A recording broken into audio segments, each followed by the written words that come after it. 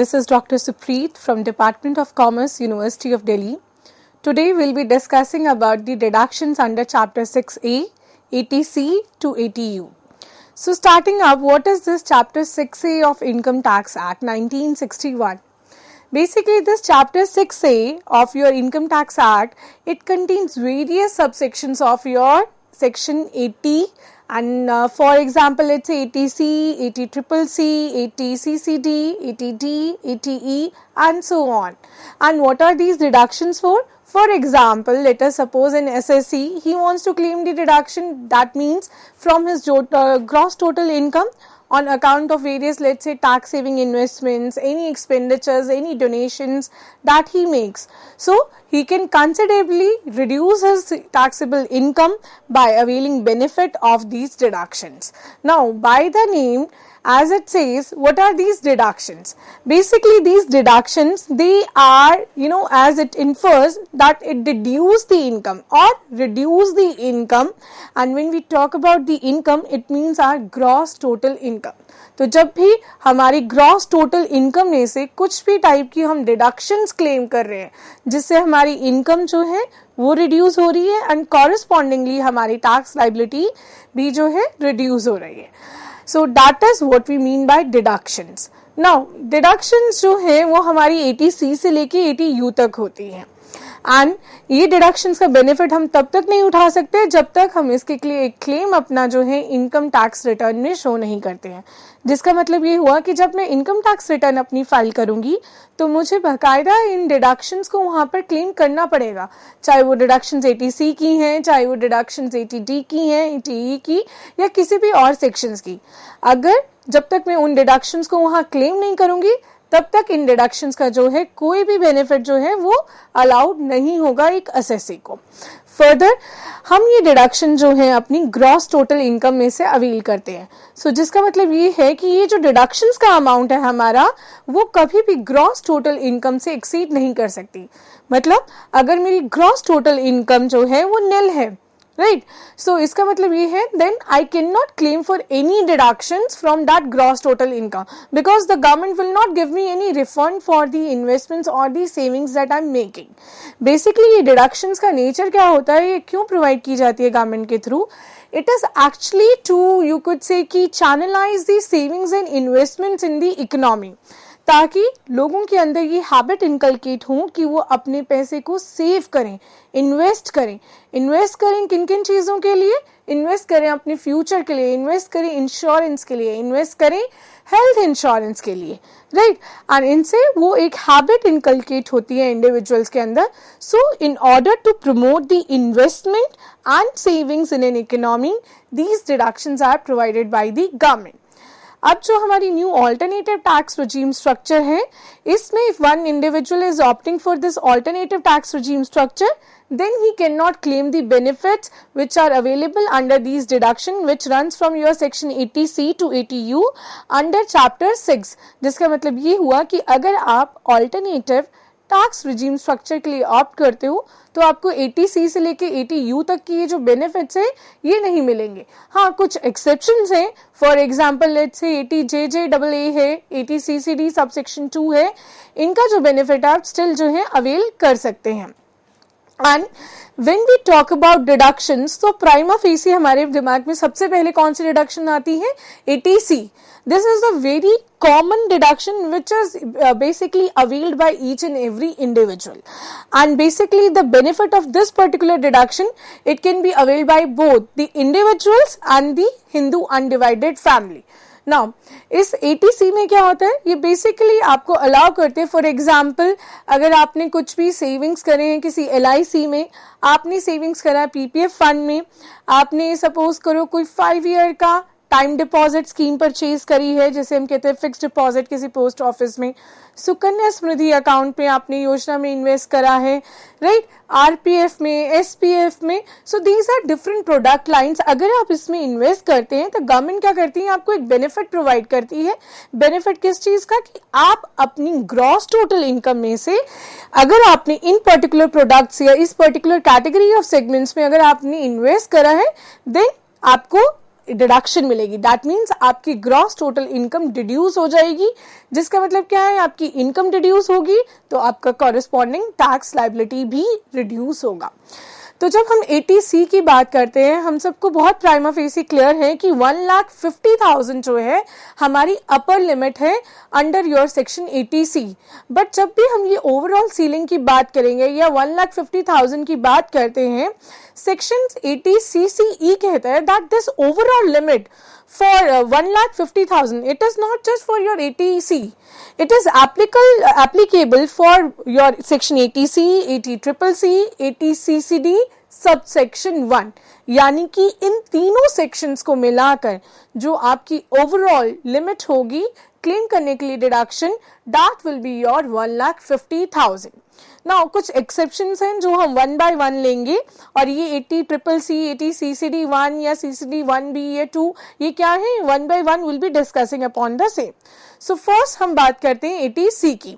सो 80C में जैसे हमने कहा कि अगर आपने किसी LIC में इन्वेस्ट करा है पैसा, आपने किसी इक्विटी लिंक सेविंग स्कीम में इन्वेस्टमेंट करी है, कोई भी आपने पेमेंट करी है towards a ULIP plan, any mutual funds, any type of your 5-year time deposit scheme. Time deposit scheme क्या है, बेसिकली आपने जो है अपना पैसा किसी पोस्ट ऑफिस में, आपने कोई भी letter suppose similar to your fix deposit, आपका टाइम फ्रेम यहाँ पर आपका लिमिट हो जाता है। दैट मीन्स आप उस डिपॉजिट को 5 ईयर तक ब्रेक इन नहीं कर सकते हैं।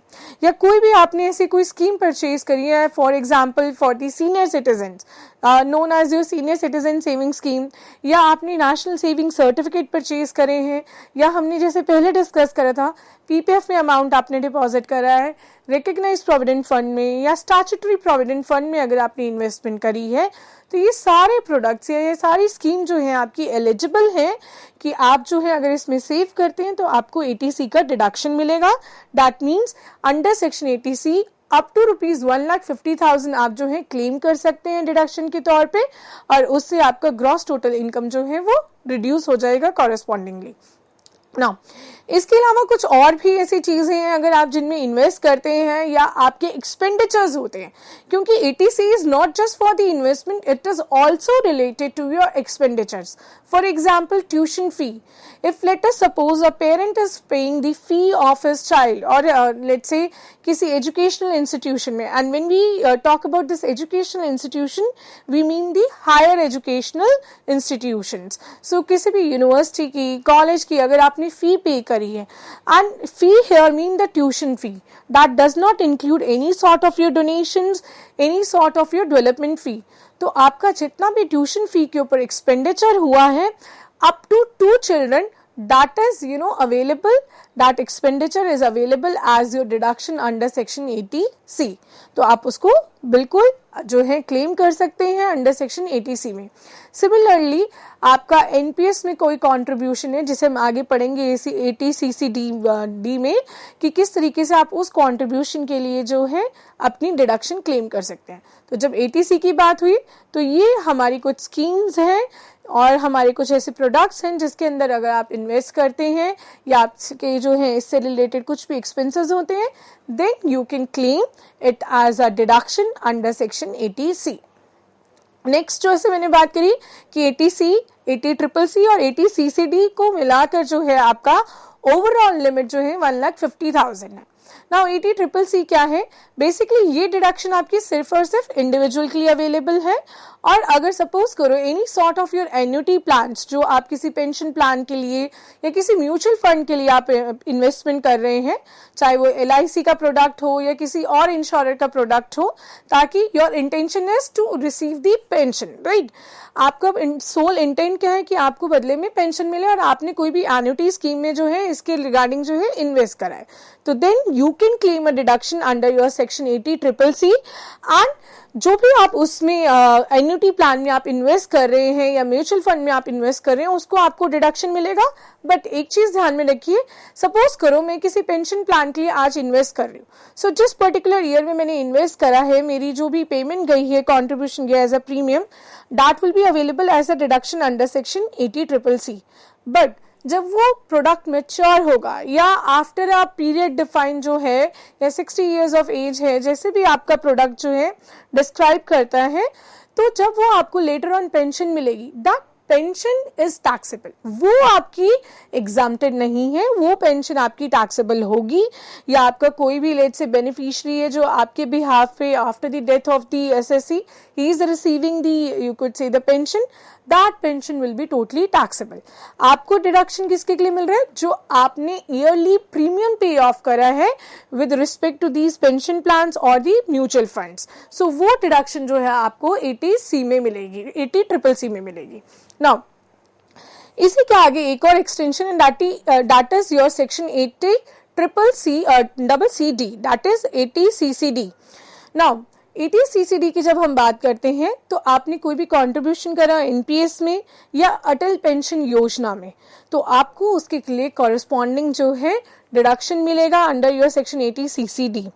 Now one more thing, 80CCD का जो है हमारे वेरियस सबसेक्शंस हैं, जैसे कि 80CCD subsection 1, 80CCD subsection 1B, 80CCD subsection 2।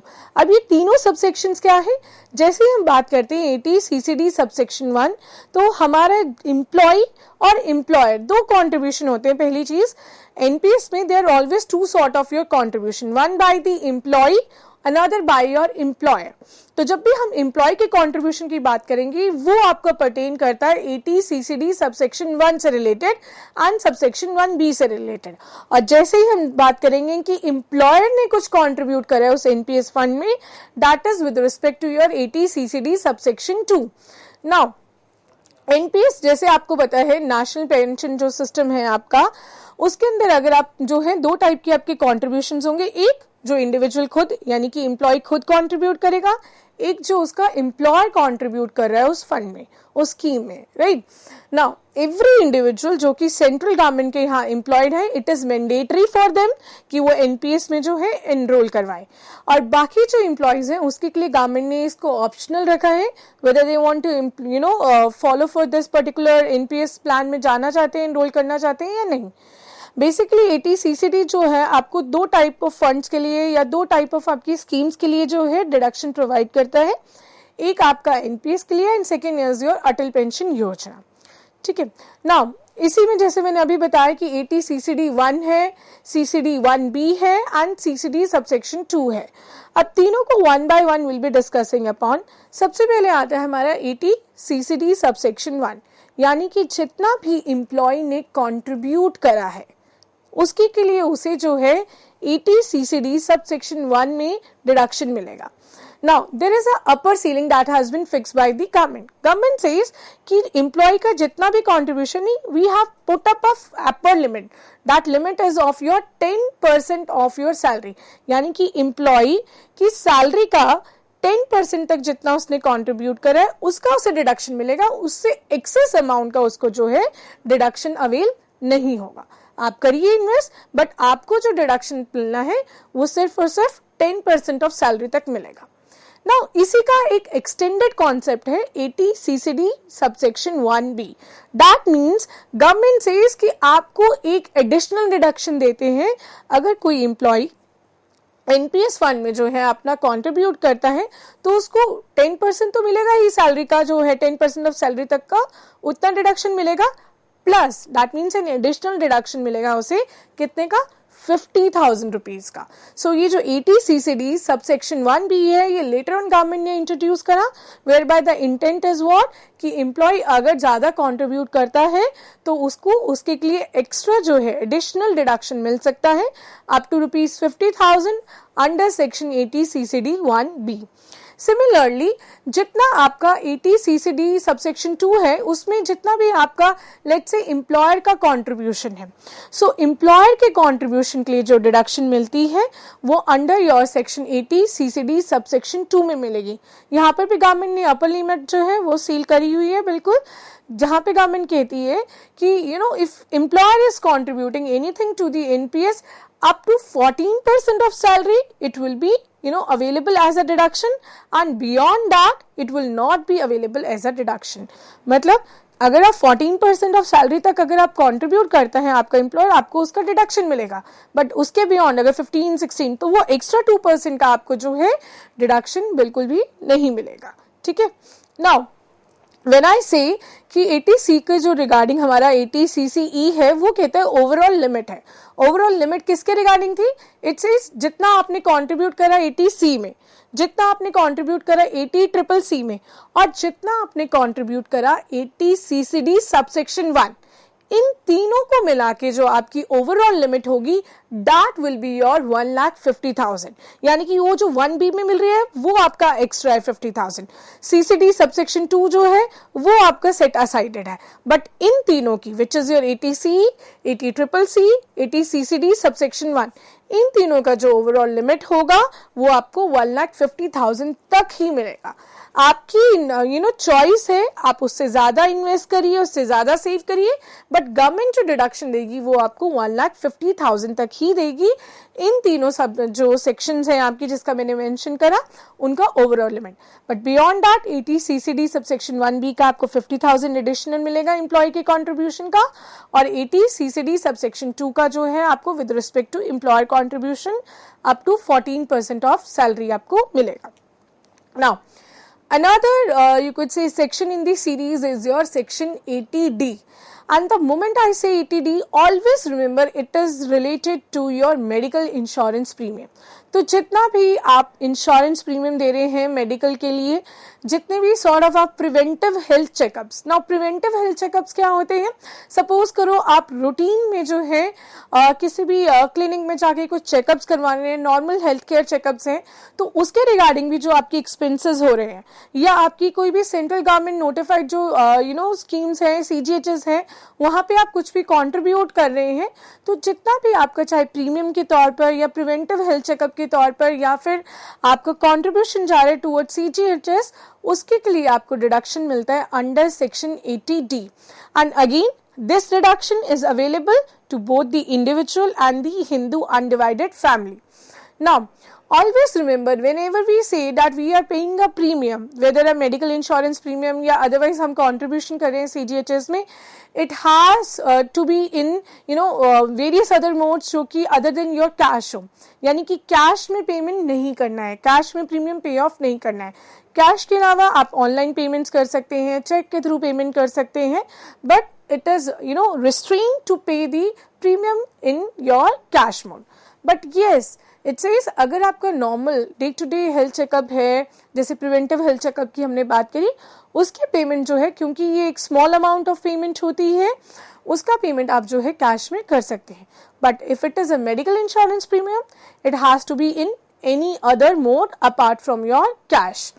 Now when we say this medical insurance premium या preventive health checkup, तो हमारे पास कुछ limits defined है, यानी कि चाहे आप मेडिकल इंश्योरेंस प्रीमियम का पैसा दीजिए, चाहे आप प्रिवेंटिव हेल्थ चेकअप के तौर पे दीजिए, या फिर कोई भी आपका कंट्रीब्यूशन है टुवर्ड्स CGHS, इन सब को मिला के आपका जो टोटल जो अमाउंट जा रहा है 80D में, आपको मैक्सिमम 25,000 रुपए तक का डिडक्शन मिल सकता है, यानी कि 25,000 रुपीज तक you can claim as a deduction under section 80D, whether you pay it in terms of medical insurance premium or contribution towards CGHS or any sort of your preventive health checkup.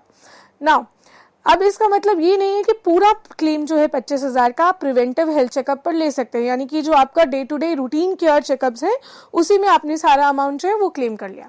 Government ने एक ceiling लगाई है कि जो आपका preventive health checkup है, government है means the income tax act 1961 to be clarify. So income tax act 1961 जो है clearly says that in case you are having any sort of your preventive health checkup, the amount for the same cannot exceed 5,000 rupees। यानी कि आप करिए health checkups, routine checkups जो है, you can go for it, but the deduction that you can claim corresponding to the same will be max ₹5,000. It cannot exceed the 5,000 rupees, right? Similarly but आपका medical insurance premium को लेकर ऐसा नहीं है कि medical insurance में यानी कि रिमेनिंग का 20 होना चाहिए, that is your call. Medical insurance premium में ऐसे हो सकता है एंटायरली आपका मेडिकल इंश्योरेंस प्रीमियम हो 25,000 का, so that will be fully eligible, but the upper ceiling is 25,000 rupees. But it says further on, अगर जो आप मेडिकल इंश्योरेंस प्रीमियम ले रहे हैं, चाहे खुद के लिए ले रहे हैं या अपने पेरेंट्स के लिए ले रहे हैं, and in case they are senior citizen, whether you or your parents are senior citizen, then you get an extra benefit of 25,000 rupees. That means what? कि आपको otherwise 25,000 rupees जो थे वो applicable थे, but अगर आप senior citizen हैं या अपने parents के लिए आपने insurance cover लिया है और वो जो है senior citizen है, then in that case your upper limit or upper ceiling under section 80D would enhance to 50,000 rupees. ठीक है, आप जब 80D की बात करते हैं, you can take an insurance cover for your family, और यहाँ फैमिली का मतलब होता है कि आप खुद हुए, आपकी स्पाउस हुए, आपके चिल्ड्रन हुए, right, but children dependent children. अगर आपके चिल्ड्रन की एज जो है 25 years and above है, then the child is independent, right? So the act says you can take the insurance cover for your family or your parents. But here the parents does not include your in-laws. It has to be your biological parents only. It cannot be your in-laws, right, for covering up under section 80D. Now next section is your 80DD. Now 80DD is an extension further. जब आपने deduction claim करनी है, आप supposingly there is a dependent and that dependent is there with a disability. So अगर आप अपनी उस dependent who is suffering from a disability and उनकी medical treatment, whatever sort of your medical treatment is, whether you are paying the amount for the nursing, you are paying the amount for the medical you could say medicines, or you are paying the amount for any sort of training expenditures, any rehabilitation of that dependent who is with you, and that dependent is disabled. So उस case में individuals और Hindu undivided family दोनों को ये benefit available है कि that they can claim a deduction under section 80DD. अब यहाँ पर भी आपका एक फिक्स डिडक्शन है, दैट मीन्स 75,000 रुपीज आपको जो है डिडक्शन का अमाउंट मिलेगा, और आपका अमाउंट एनहांस हो सकता है 1,25,000 तक अगर जो डिपेंडेंट है, जो डिसेबल है, एंड इन केस वो जो डिसेबिलिटी है आपकी, that is a sort of your severe disability. When we call it a severe disability, जब जो डिसेबिलिटी है आपकी 80% से ज्यादा हो, so then we call it a severe disability, right? So if the dependent is there, that dependent is having a severe disability, that means more than 80% he is disabled. So in that respect you will be given a fixed amount of deduction which would enhance up to rupees 1,25,000 rupees. And यहाँ पर जब हम dependent की बात करते हैं, तो dependent can be your spouse, it can be your children, it can be your brother and sister, that means your siblings or your parents. So dependent का जो डेफिनेशन है या कॉनोटेशन है वो एक्सटेंड करता है ब्रदर एंड सिस्टर्स तक भी आपके, ठीक है. Now this is your section 80DD. Next we have section 80DDB. Now section 80DDB में अगेन आपको ये जो बेनिफिट है वो इंडिविजुअल्स और हिंदू अनडिवाइडेड फैमिली दोनों को ये बेनिफिट अवेलेबल है, बट यहाँ पर क्या डिफरेंस होता है कि the person can also claim this benefit, this deduction under section 80DDB for himself और हिज डिपेंडेंट. जैसे डिपेंडेंट पहले बताया आपको, it could be a relative, it could be your brother and sister, right? It could be your parents, right? So ये जो है उनसे related अगर कोई भी स्पेसिफाइड डिजीज है, जहाँ पर जो आपने है यहाँ पर अपने डिसेबिलिटी के लिए नहीं लिया है, आपने किसी स्पेसिफाइड डिजीजेस के लिए जो है you are claiming a deduction, then in that case you will be given either the actual amount of expenditure that you are incurring either for yourself or the dependent, right? और जो है आपका amount जो fix है that is your 40,000 rupees. और अगर वो person senior citizen है जिसके रिस्पेक्ट में या जिस स्पेसिफाइड डिजीज जिस पर्सन के रिस्पेक्ट में आप क्लेम कर रहे हैं, then in that case the amount extends to your 1 lakh rupees. So simply 80DDB says what is कि ये जो बेनिफिट है आपका स्पेसिफाइड डिजीजेस के केस में मिलेगा. ये जो बेनिफिट है आपका you can claim it for yourself or your dependent, and the amount would be your either whatever being the actual expenditure or your rupees 40,000 rupees, right? जो भी आपका lower up होगा तो वो जो है आप claim कर सकते हैं. Similarly अगर पर्सन जो है सीनियर सिटीजन है तो उस केस में जो आपका अमाउंट है वो एक्सटेंड होता है 1 लाख रुपीज तक. 80DDB के बारे में था. Further we have different more sections further on. Right जहां पर जैसे फॉर एग्जांपल अभी तक हमने डिस्कस करा एटीसी जो कि प्रमोट करता है सेविंग्स एंड इन्वेस्टमेंट्स को.